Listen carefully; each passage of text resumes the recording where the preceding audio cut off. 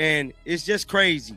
It truly, truly is. And to me, it's just very, I don't know, because it's kids. Like, I was watching this game with my daughter, and my daughter was like, oh my God, Dad, look at them. They're like about to fight, you know?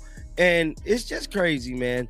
So Caitlin Clark was on the bench, and this is. Look at that scene. Sophie Cunningham sitting on the bench watching Alyssa Thomas miss a free throw, and Caitlin Clark immediately jumps up clapping. Not a polite golf clap, a full-on celebration that her opponent just bricked a shot.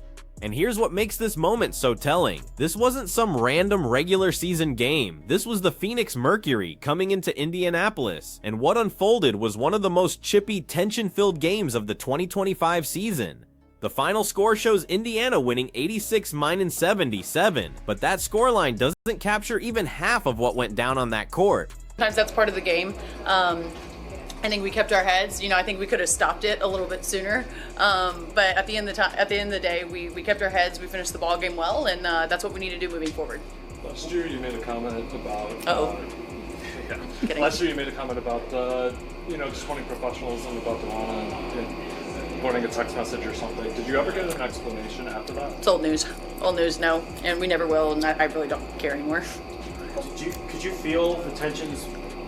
Simmering a little bit in the fourth quarter leading up to. Now listen to how Sophie addresses this. She's asked directly about the fourth quarter scuffle, about the tensions, about what happened between these two teams, and her response is textbook professional athlete media training. It's fine. Sometimes that's part of the game. We kept our heads. But notice what she does next. The reporter follows up asking if she ever got an explanation about some previous incident, something about professionals and text messages. And Sophie shuts it down completely. Old news now, we never will, and I really don't care anymore.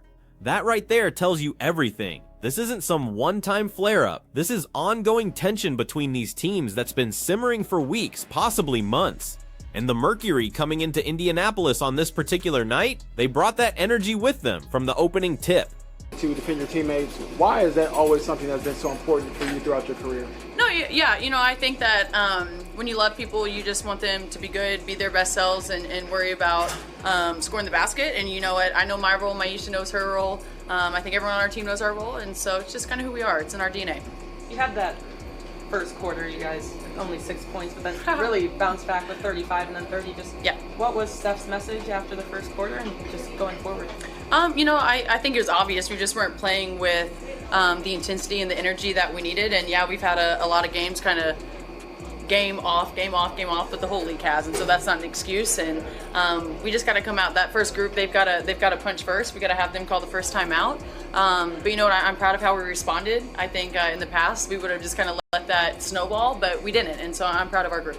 But before we get into the drama, let's talk about what actually happened in this game, basketball-wise. Because the Fever had to overcome a genuinely terrible start. They scored only 6 points in the first quarter. 6! Against a Mercury team that came into this game with a 5-12 record, one of the worst teams in the WNBA this season. Then something clicked. Stephanie White made adjustments. The Fever responded with 35 points in the second quarter and 30 in the third. That's a 65-point turnaround over 2 quarters. And you can hear it in the players' voices when they talk about the comeback. They acknowledge the slow start wasn't acceptable, especially coming off multiple days of rest.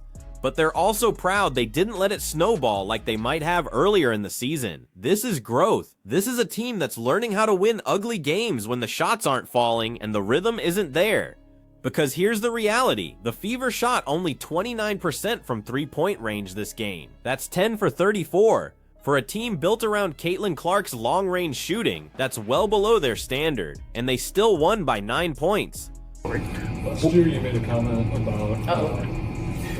Last year you made a comment about just wanting professionalism about Delana and wanting a text message or something. Did you ever get an explanation after that? It's old news. Old news, no, and we never will, and I really don't care anymore. Could you feel the tensions? Simmering a little bit in the fourth quarter leading up to that, or was it kind of a flashpoint? Sophie gets asked about the tensions again, and this time she gives us more context. In games, that's professional sports. Sometimes things get chippy, and that's okay. It's okay for women to stand their ground a little bit, and to have some extracurricular at times. Now that phrase, extracurricular, that's coach speak for everything that happens away from actual basketball. The jawing, the hard fouls, the stare downs, the physical play that crosses the line from competitive to personal. And Sophie is basically saying this is normal, this is expected, this is part of professional basketball. But here's where it gets interesting. She immediately pivots to say they need to focus on defense, focus on what they can control, focus on the next game. That's the veteran move. Acknowledge the drama exists, validate that it's okay for it to exist, then redirect to basketball. Because if you dwell on the chippy stuff, if you let it become the story, you lose control of the narrative. The ability to win kind of ugly, is there something you can take from that? I think when you're kind of in the trenches and things, there's no rhythm, that, you got to win ugly games, and they're not always going to be pretty. But honestly, I think offensively, when we got the ball moving, C had a heck of a game. Kels always does. And so I think when those two are going off, everyone else just has to know their role. We'd love to see AB kind of get in it a little bit more, so we can extend that lead. But truly, we can't let them get to the free throw line. We got to do better defensively, and get in transition more. And so I think if we clean that up and we kind of focus on us, hopefully Wednesday will be a good game for us. Let's talk about individual performances, because this is where the Fever showed their depth. Kelsey Mitchell had what Sophie calls a heck of a game. Caitlin Clark put up her 6th consecutive game scoring over 20 points, minus extending her own WNBA record for the longest such streak by a rookie. This is history being made in real time, and somehow we're still not hearing Caitlin's name in serious MVP conversations. But the player Sophie really wants to highlight is Mo for Morgan. Morgan Birch came off the bench and gave them quality minutes on both ends, crashing the boards, making her layups, playing physical defense, and Sophie specifically calls out how hard it is to be on a new team, trying to find your rhythm, trying to figure out where you fit in the rotation, trying to build chemistry with players you haven't played with before. That's an underrated aspect of WNBA team building. With only 12 roster spots in a short season, every single player has to contribute immediately. There's no luxury of a long adjustment period. Mota had to figure it out on the fly, and in this game against Phoenix, she delivered exactly what the Fever needed. Let's pull up the box score, let's pull up the team stats, and let's get into the live show, guys. But I had to get my giggles out first, so those of you guys who decided to stick around while we laughed at some of the buffoonery that took place tonight, let's get into the post-game show.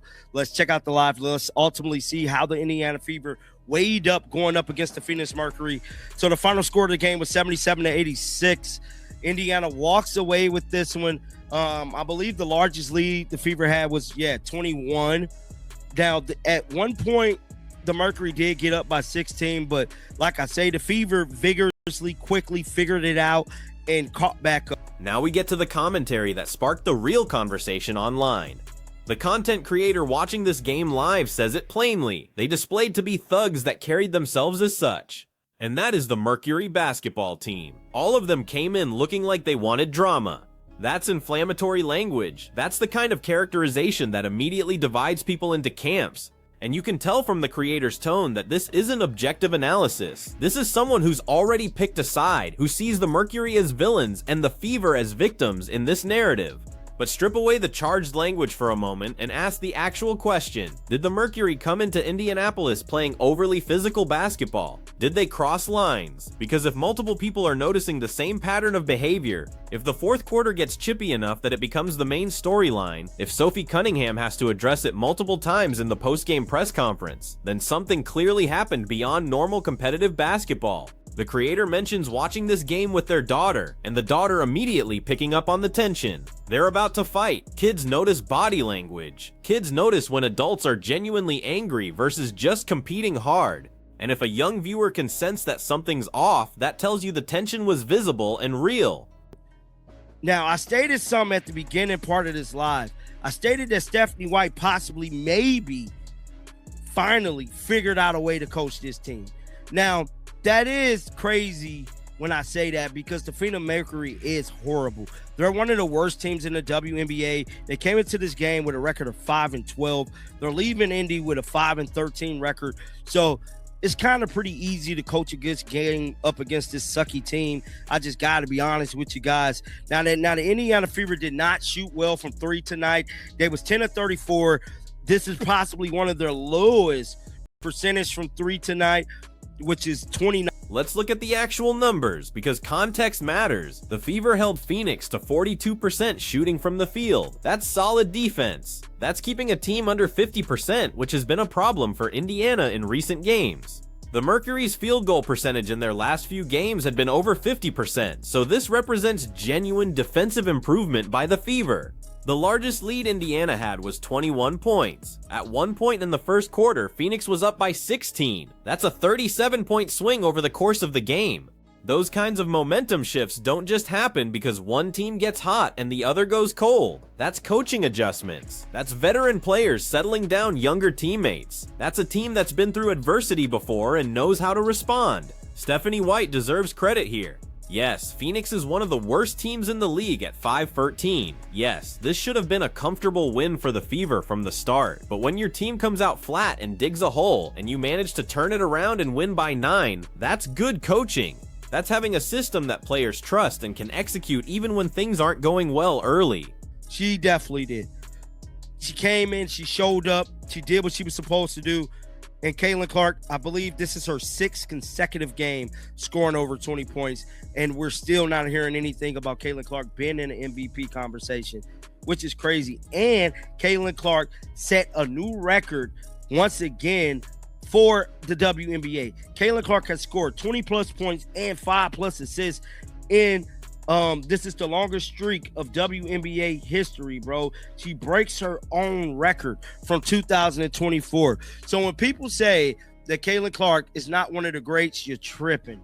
Downright tripping, downright lying. She's one of them ones.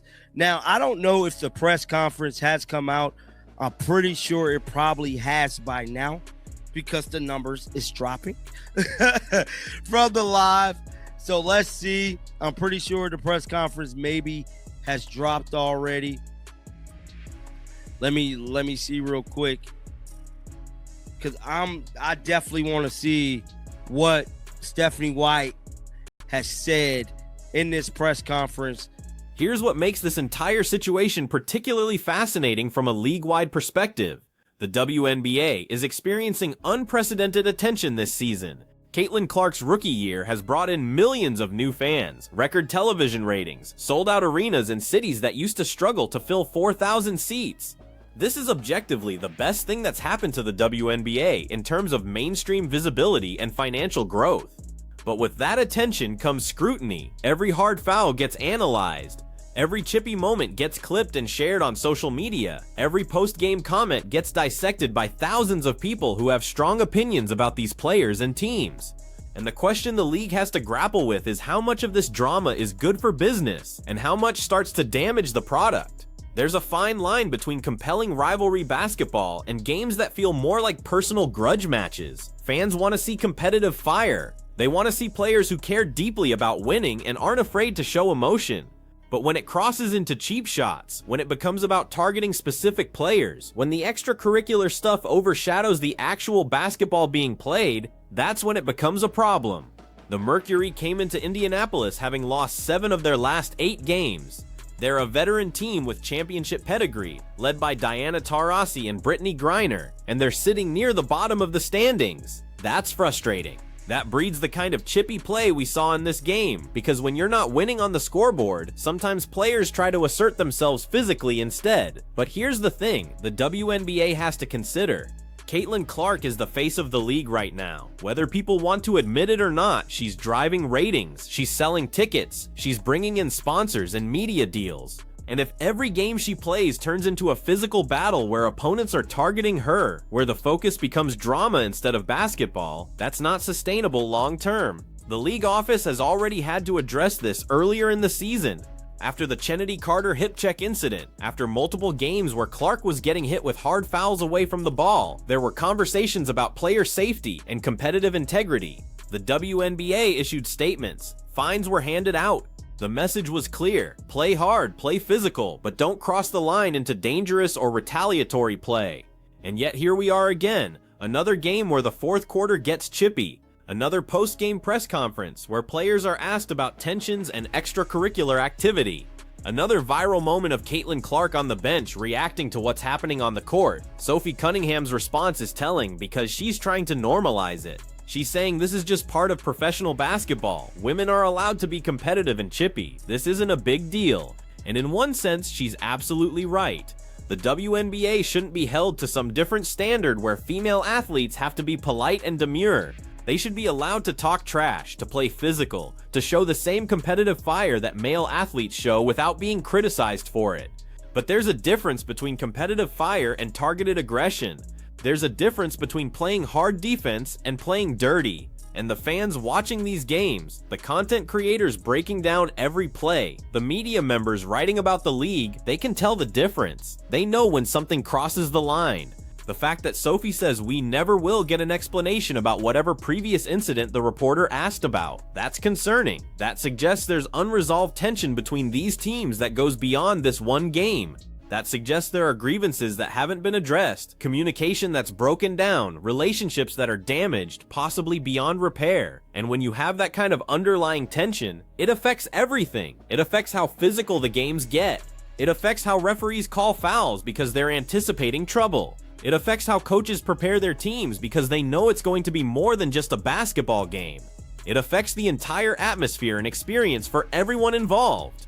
The Fever won this game 86-77. They improved their record. Caitlin Clark extended her scoring streak. The team showed resilience by overcoming a terrible first quarter. By every basketball metric, this was a successful night for Indiana.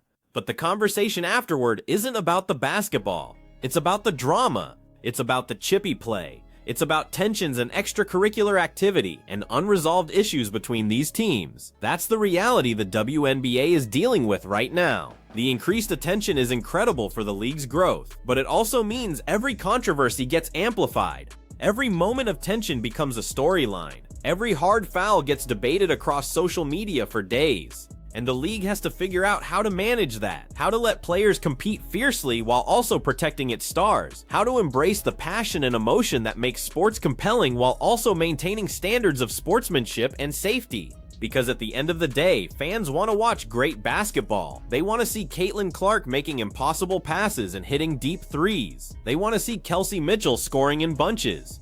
They want to see teams executing at a high level and games decided by skill and strategy, not by who can be more physical or more intimidating.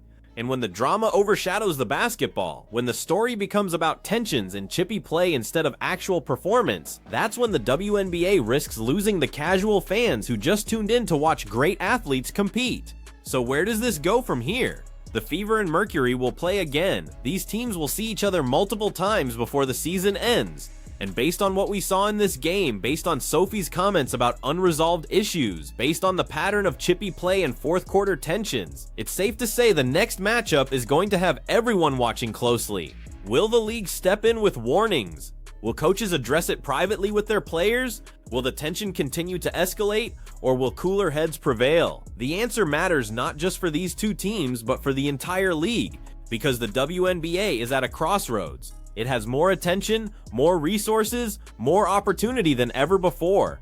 But with that comes responsibility. Responsibility to protect players. Responsibility to maintain competitive integrity. Responsibility to deliver a product that showcases the incredible talent in this league without letting drama and controversy become the dominant narrative. And right now, after watching what happened in Indianapolis, after hearing Sophie Cunningham's carefully worded responses, after seeing how this game is being discussed online, it's clear the league still has work to do in finding that balance.